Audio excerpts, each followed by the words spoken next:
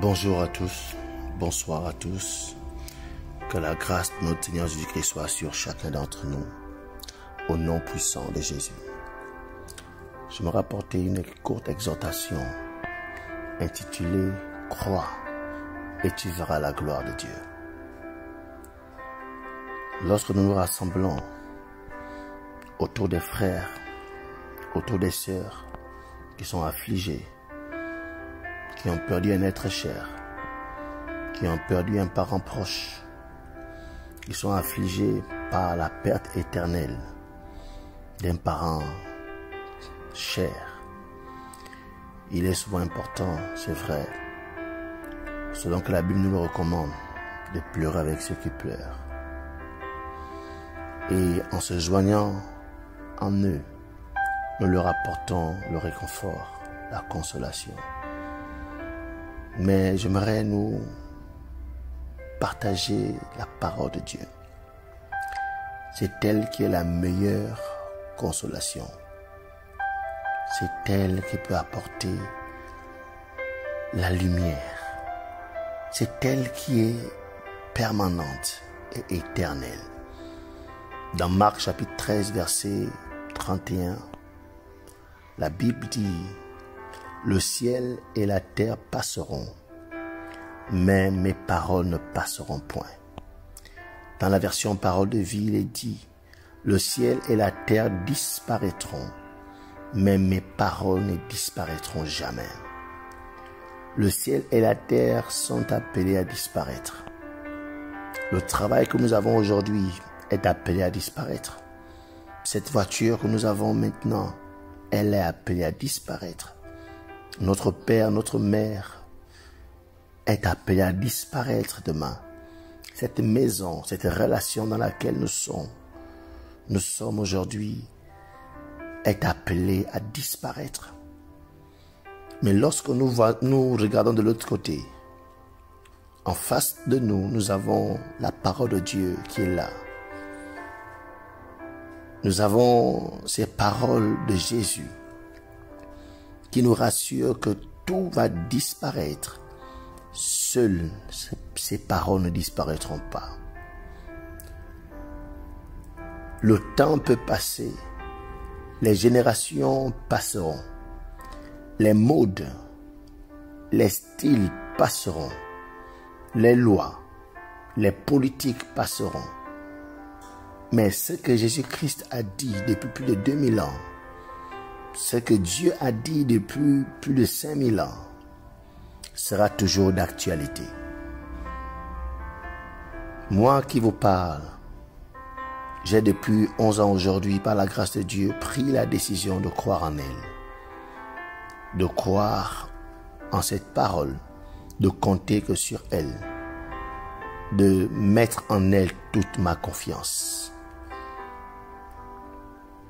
Et mon exhortation, mon encouragement, mon vœu pour vous est que vous puissiez faire comme moi. J'aimerais vous encourager à faire comme moi. Pourquoi nous allons mettre notre confiance en ce qui va disparaître demain? Pourquoi nous allons investir nos vies, notre énergie, tout ce que nous avons en ce qui va passer demain?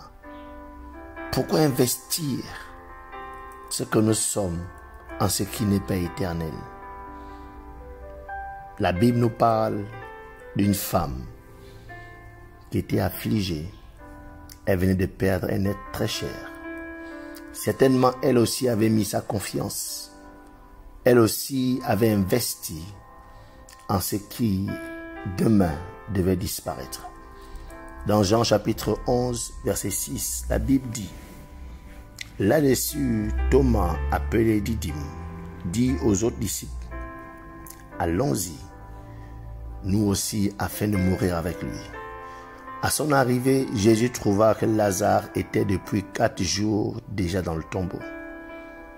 Beaucoup de Juifs étaient venus chez Marthe et Marie pour les consoler de la mort de leur frère. Lorsque Marthe apprit que Jésus arrivait, elle alla à sa rencontre. Marthe dit à Jésus: Seigneur, si tu avais été ici, si tu avais été ici, mon frère ne serait pas mort. Entendez ici comment Marthe regrette l'absence de Jésus. Marthe regrette profondément le fait que Jésus n'ait pas été là. Elle sait que si Jésus avait été là, son frère ne devait pas disparaître. Et c'est le regret que nous avons après avoir pendant des années investi nos vies dans ce qui en un instant disparaît. Nous nous rendons compte bien trop tard, souvent, que si nous avions cru plus tôt en la parole de Dieu, si nous avions fondé cette relation, fondé notre foyer, fondé notre investissement en la parole de Dieu plus tôt, aujourd'hui, nous n'aurons pas cette peine qui déchire notre cœur. Marthe est en train d'éprouver ses regrets profonds.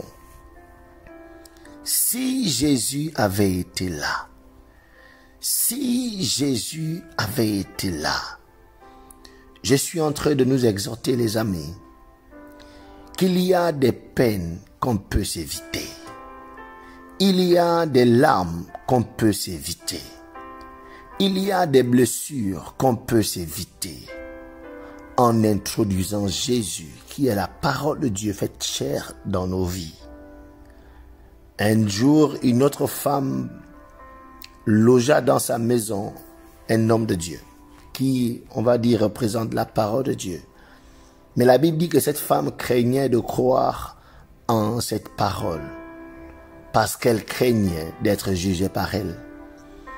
Et il y a beaucoup de personnes, beaucoup d'enfants de Dieu, beaucoup d'hommes et de femmes qui craignent de croire en la parole de Dieu parce qu'ils ont peur d'être jugés par elle. Mais j'aimerais dire à ceux-là, vous êtes la raison de la venue et de la crucifixion de Jésus. En Marc chapitre 2 verset 17, Jésus dit ceci: ce ne sont pas ceux qui se portent bien qui ont besoin de médecins, mais les malades. Je ne suis pas venu appeler des justes, mais des pécheurs. Heureusement que cette femme qui avait perdu son fils l'avait compris très vite et décida de croire en la parole de Dieu. Dans 1 Roi 17, verset 17, la Bible dit: après ces événements, le fils de cette maîtresse de la maison tomba malade. Sa maladie fut violente qu'il cessa de respirer. La femme dit alors à Élie: que me veux-tu, homme de Dieu?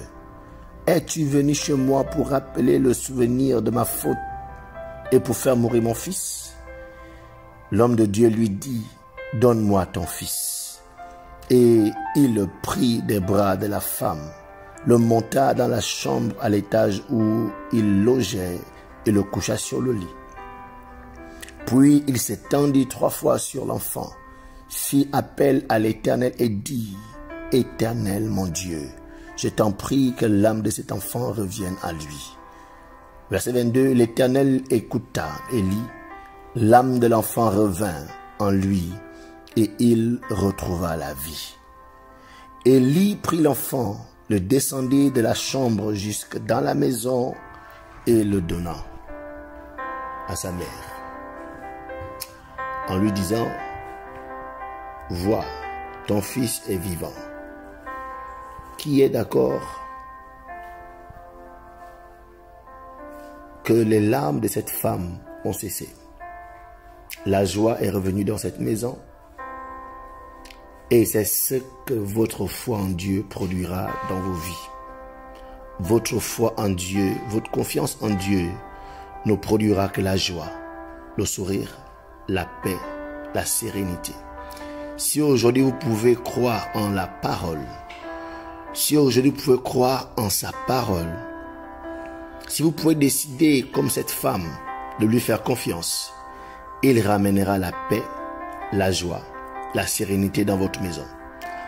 À chaque fois que nous pleurons, à chaque fois que nous gémissons, à chaque fois que nous nous lamentons, à chaque fois, Dieu est bouleversé, Dieu est indigné Parce qu'en temps normal, nous ne sommes pas censés être en train de pleurer.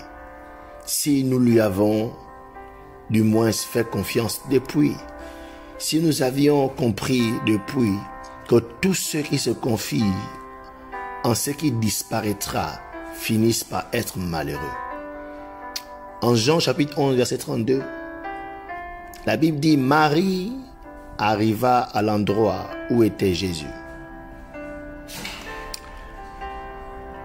Quand elle le vit, elle tomba à ses pieds et lui dit, Seigneur, si tu avais été ici, mon frère ne serait pas mort. Verset 33, en la voyant pleurer, elle et les Juifs venus avec elle, Jésus fut profondément indigné et bouleversé. Jésus va par la suite se rendre au tombeau. Le tombeau qui représente une situation sans issue. Une situation dont le diagnostic est fait. Une situation sans espoir. Et il y a des gens qui sont dans des situations dont le diagnostic est arrêté. Et plusieurs sont dans cette situation. C'est fini. Tu ne verras plus cette personne. Tu ne verras plus ce travail. Ta santé est déjà arrêtée. Les médecins ont déjà décidé que c'est fini pour toi. Mais dans le verset 39 de Jean chapitre 11, la Bible dit, Jésus dit, enlevez la pierre. Enlevez la pierre. Enlevez la pierre. Marthe, la sœur du mort, lui dit, Seigneur, il sent déjà, car il y a 4 jours qu'il est là. Je voudrais dire à quelqu'un que si tu crois, il y a une pierre de ta vie qui peut être ôtée. Il y a une nouvelle page de ton histoire qui peut débuter. Il y a une nouvelle vie, un nouveau bonheur, une nouvelle espérance qui peut débuter. Si seulement tu peux croire, si tu peux recommander ton sort à l'Éternel, mettre en lui ta confiance, il va ôter cette pierre et Lazare reviendra à la vie. Lazare est tout ce qui apporte la paix, la joie, la stabilité et le bonheur à ta vie. Un bonheur sans chagrin, un bonheur sans honte, un bonheur sans mépris. Le nouveau Lazare est la bénédiction de l'Éternel qui enrichit et ne se fait suivre aucun chagrin. Dans le verset 40 de Jean chapitre 11, la Bible dit, Jésus les dit, ne t'ai-je pas dit que si tu crois, tu verras la gloire de Dieu? Telle a été mon exhortation pour quelqu'un ce matin. Telle est mon exhortation pour toi qui m'entends, qui m'écoute. Si tu peux croire, tu verras la gloire de Dieu. Si tu peux détourner ton espoir, détourner ta confiance en ce qui va disparaître et la placer en ce qui est permanent, tu verras la gloire de Dieu. La parole de Dieu est ce qui est permanent et éternel.